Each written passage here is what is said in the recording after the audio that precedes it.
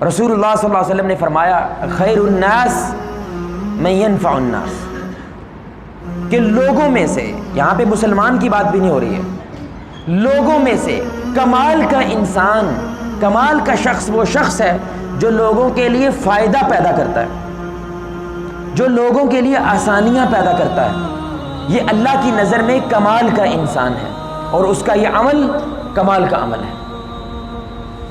اشفاق احمد بہت بڑے ایک فلاسفر گزرے ہیں، ان سے کسی نے پوچھا آپ کبھی کسی ولی سے ملے ہیں؟ کسی ولی سے؟ اس نے کہا ابھی ابھی میں ایک ولی سے مل کے آ رہا ہوں۔ کہنے لگے وہ کون ہے بھائی؟ کہنے لگے میری چھوٹی سی نواسی، میری چھوٹی سی نواسی جو ایک ولایت کا درجہ رکھتی ہے۔ تو بندوں کو سمجھ نہیں آئی، کہنے لگے ڈاکیا آیا تھا ہمارے گھر پہ، ڈاکیا پسینے سے شرابور تھا، ماتھے سے پسینہ ٹپک رہا ہے، کپڑوں میں سے پسینہ ٹپک رہا ہے، اور ایسے لگ رہا تھا جیسے ابھی مدہوش ہو جائے گا۔ تو میری چھوٹی سی نواسی نے دیکھا، میں نے نہیں دیکھا، اور وہ دیکھتے ہی کہنے لگی انکل کیا آپ کو ٹھنڈا پانی چاہیے؟ انکل کیا آپ کو ٹھنڈا پانی چاہیے؟ تو اس کو ایسے محسوس ہونے لگا جیسے صحرا میں بارش کے قطرے کی بات کر رہی ہے یہ عورت، اور وہ بھاگی بھاگی اندر گئی ہے، ٹھنڈے پانی کا گلاس لے کر آئی ہے، اور کہنے لگا میں نے ڈاکیے کے چہرے سے یہ نوٹ کیا کہ اللہ کی قسم میری نواسی ولی بن چکی ہے۔ یقین کریں میرے بھائی، ہماری زندگی محتاج ہے لوگوں کی دعاؤں کی، اور ہم لاشعوری طور پہ لوگوں کی بد دعائیں لیتے ہیں جب ہم ان کے لیے تکالیف پیدا کر رہے ہیں، جب آپ لائن توڑ رہے ہیں نا ٹریفک سگنل پہ، ایک بندہ بڑی دیر سے لائن میں کھڑا ہے اور لائن توڑ کے آپ اندر آ رہے ہیں، تو اس بندے کو تکلیف ہوگی یقیناً، یار ہم یہاں پہ حلوہ بنا رہے ہیں کہ جو یہ بندہ پیچھے سے اٹھ کے یہاں پہ آ گیا۔ اب اس کے من سے ہو سکتا ہے آپ کے لیے بد دعا نکل جائے، اور وہ لمحہ قبولیت کا تھا، اور مظلوم کی دعا جس پہ زیادتی ہو، جس پہ ظلم ہو، اللہ کہتا ہے کافر کی بھی میں سن لیتا ہوں، کافر، اور پھر وہ مسلمان ہو، موحد ہو، سنت پہ عمل کرنے والا ہو۔ تو آپ کبھی کبھی محسوس نہیں ہوتا میں روزہ بھی رکھ رہا ہوں، میں نمازیں بھی پڑھتا ہوں، میں خیر کے کام بھی کرتا ہوں، لیکن پھر بھی میری زندگی کے اندر سے سکون غائب ہے، عین ممکن ہے کہ آپ بد دعائیں لے رہے ہیں۔ تو دعا لینے کا سب سے بہترین طریقہ رسول اللہ صلی اللہ علیہ وسلم کیا فرما رہے ہیں؟ آسانیاں پیدا کرو۔ تو یہ اشفاق احمد کہنے لگے مجھے میری اس نواسی نے ایسا پاٹ پڑھایا، انہوں نے باقاعدہ وصیت کی کہ میری قبر کے کنارے بینچ بنانا، ابھی بھی ماڈل ٹاؤن میں جو ان کی قبر ہے اس کے نزدیک بینچ بنا ہوا ہے۔ کسی نے کہا یہ کیسی وصیت ہے بھائی؟ انہوں نے کہا میں نے اکثر قبرستان میں دیکھا ہے کہ وہاں پہ بیٹھنے کی جگہ، کہ اگر کوئی قبرستان آئے، موت کو یاد کرنے کے لیے آئے، میرے لیے دعا کرنے کے لیے آئے، تو اس کے لیے آسانی ہو، اور وہاں پہ بیٹھ کے میرے لیے دعا کرتے۔ سبحان اللہ۔ تو جب ہم کہہ رہے ہیں نا نفع پیدا کریں، تو اس کا مطلب پیسہ نہیں ہوتا بھائی، اس کا مطلب کسی کے چہرے پہ اسمائل لے کے آ جانا، یہ بھی بہت بڑا نفع ہے، بہت بڑا نفع۔ کوئی رو رہا ہے صرف اس کو گلے لگا لینا، یہ بہت بڑا نفع ہے، آسانی پیدا کرنا۔ تو آپ صلی اللہ علیہ وسلم یہ فرما رہے ہیں کہ کمال کا انسان وہ انسان ہے جو لوگوں کے لیے آسانیاں پیدا کرتا ہے، جو لوگوں کے لیے نفع پیدا کرتا ہے۔ اور میں پہلے بھی ایک دو بار یہ بات کہہ چکا ہوں، لیکن یاد دہانی کے لیے بڑی اہم بات ہے کہ کسی استاد نے ایک تجربہ کیا، سنیے گا بھائی، بڑی کمال بات ہے۔ یہ بنیاد پہ اللہ رب العزت نے دنیا کو قائم کیا ہے۔ اس نے تجربہ فرمایا کہ اس نے اپنے سارے طالب علموں کو اکٹھا کیا، تقریباً 300-400 طالب علم تھے، اور اس نے تقریباً 300-500 غبارے لیے، غبارے، اور ہر غبارے میں ہر طالب علم کا نام موجود ہے۔ تو اس نے طالب علموں کو ٹائم دیا کہ آپ کے پاس 2-3 منٹ ہیں، جاؤ اپنا غبارہ تلاش کرو جس میں تمہارا نام ہے۔ تو کیا لگتا ہے بھائی ان کو غبارہ ملے گا؟ بھائی کیا لگتا ہے یار؟ بولو تو صحیح ہے، ملے گا؟ مشکل ہے، ہو سکتا ہے تکا لگ جائے، تو تکا تو لگا 3-4 کا، لیکن آخر میں تقریباً 90% سے زائد بچوں کو اپنا غبارہ، بولو بھائی اللہ ہمیں ایسے استاد نصیب فرمائے، کیا خیال ہے؟ ایسے استاد دے، دیکھیں سوچ دیکھو اس کی۔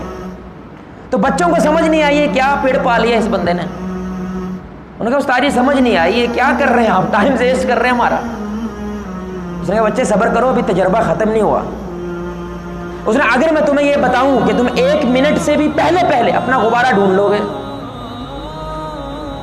ابھی تو تکا لگا تمہارا اور تمہیں ناممکن لگتا ہے کہ میرا غبارہ مجھے میرے نام کا مل جائے، لیکن اگر میں تمہیں یہ بتاؤں کہ 1 منٹ سے پہلے تمہیں تمہارا غبارہ مل جائے تو کیا کرو گے؟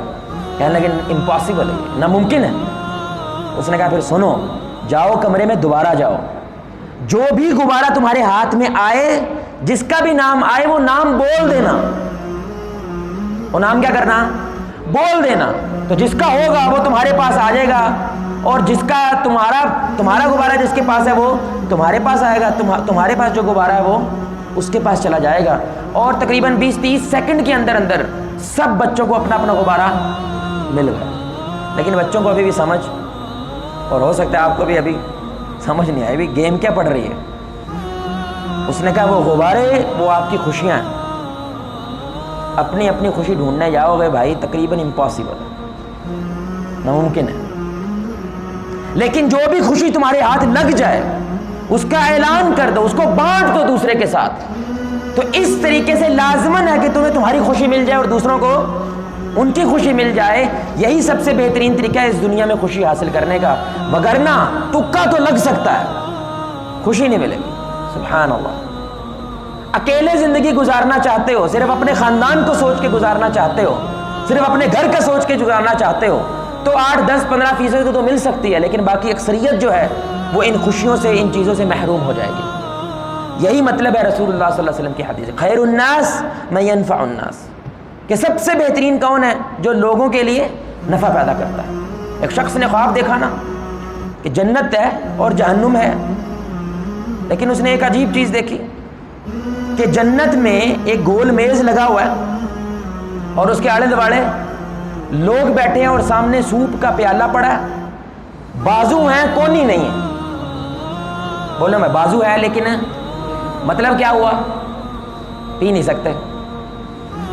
اب اس نے جہنم دیکھی، گیم سیم ہے، ادھر بھی گول میز لگی ہوئی ہے، سوپ کا پیالہ پڑا ہے، بازو ہیں کونی، لیکن جنت والے خوش ہیں، مطمئن ہیں، اور جہنم والے اداس ہیں، ٹینشن میں ہیں، ڈپریشن میں ہے۔ اس کو پلے نہیں پڑ رہا یار، جنت بھی وہی دکھ رہی ہے اور جہنم بھی وہی دکھ رہی ہے۔ تھوڑی دیر بعد کیا دیکھتا ہے کہ جنت والے لوگ سوپ کیسے پی رہے ہیں کہ وہ سوپ کا چمچ بھرتے ہیں اور ساتھ والے کو پلا، اور وہ چمچ بھر رہا ہے اور ساتھ والے کو پلا، اور پورا جو ٹیبل ہے وہ سوپ پی پا رہا ہے۔ لیکن جہنم والے کیا کر رہے ہیں؟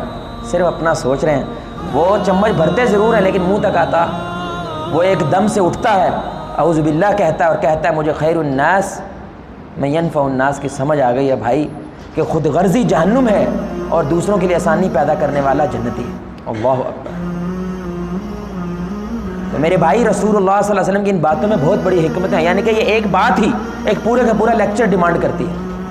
لیکن آپ صلی اللہ علیہ وسلم کیا کہہ رہے ہیں؟ اگر تمہاری نماز، تمہارا روزہ، تمہاری داڑیاں، تمہارے ٹخنے ننگے کرنا تمہارے اندر لوگوں کے لیے آسانی پیدا کرنے کا جذبہ پیدا نہیں کرتے، تم اللہ کے نزدیک بہترین انسان نہیں ہو، کیونکہ وہ تمام عبادتیں تم میں یہ کردار پیدا کریں گی کہ تم لوگوں کے لیے آسانیاں پیدا کرو۔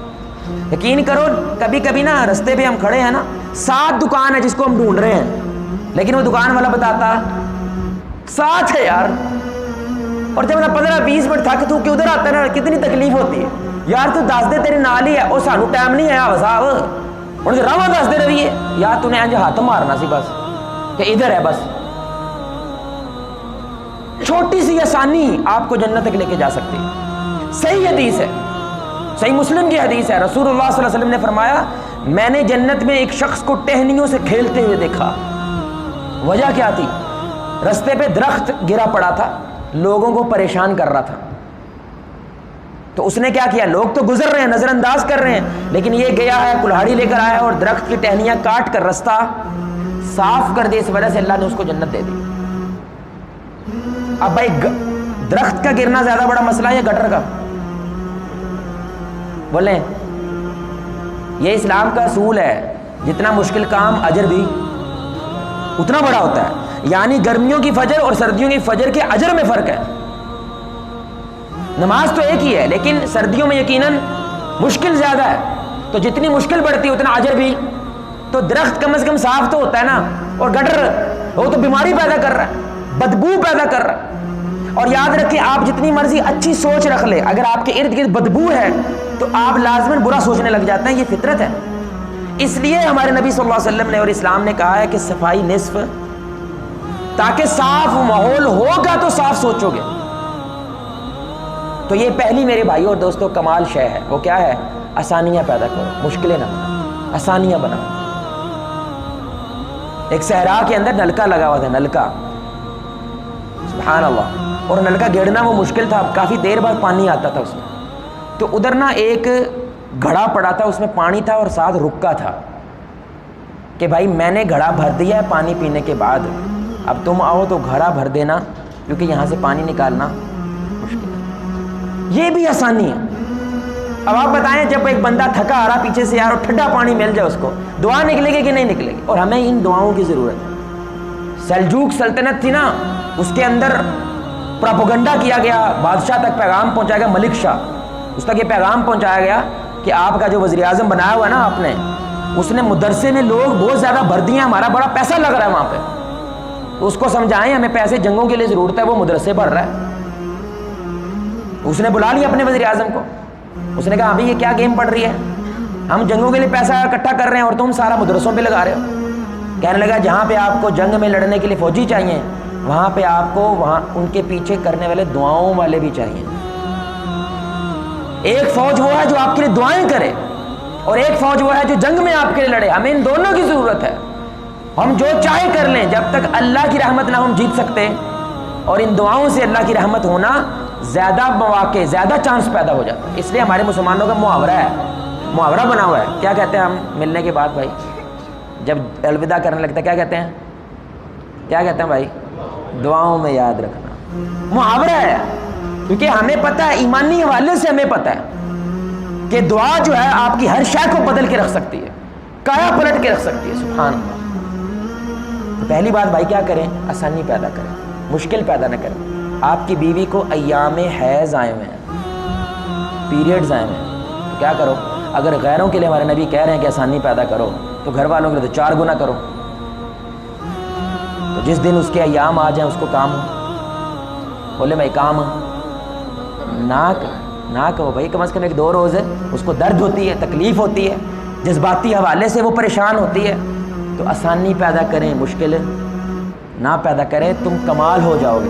اگر غیروں کے لیے یہ کرنے میں کمال ہوتے ہو تو گھر والوں کے لیے ڈبل کمال ہے، اپنے بچوں کے لیے ڈبل کمال ہے۔ تو بیوی کو بھی شوہر کے لیے یہی کرنا چاہیے کہ جب شوہر تھکا آ رہا ہے اس وقت شکایتیں کرنی، اس وقت اس کو بل کا بتانا، ہاں جی اینا بل آ گیا تھوڑا نکا منڈا خورج دیکھ کے لات بھن لی، یہ باتیں ابھی بتانی۔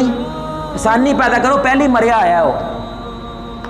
گھر میں اکثر لڑائی کی وجہ ٹائمنگ ہے، غلط ٹائمنگ ہوتی ہے، غلط جگہ پہ غلط بات کر دینے سے وہ پیچھے سے بھڑکا ہوا بندہ آتا ہے، اور اکثر عورتیں کہتی ہیں میں نے صرف ایک جملے ہی بولیا سی نا، انہیں منو گال کاٹ چڈی ہے، انہیں منو طلاق کہہ چڈی ہے۔ نہیں، وہ صرف جملہ نہیں ہوتا، وہ غلط ٹائمنگ ہوتی ہے۔ تو آسانی پیدا کرنے کا مطلب کیا ہوتا ہے؟ اگلا بندہ آپ کی بات سے، آپ کے عمل سے سکون محسوس کرے، یہ آسانی ہے، چاہے وہ رستہ بتانے کی ہو، رستے سے چھلکا ہٹانے کی ہو، کسی بھی علاج سے آسانی پیدا کرے۔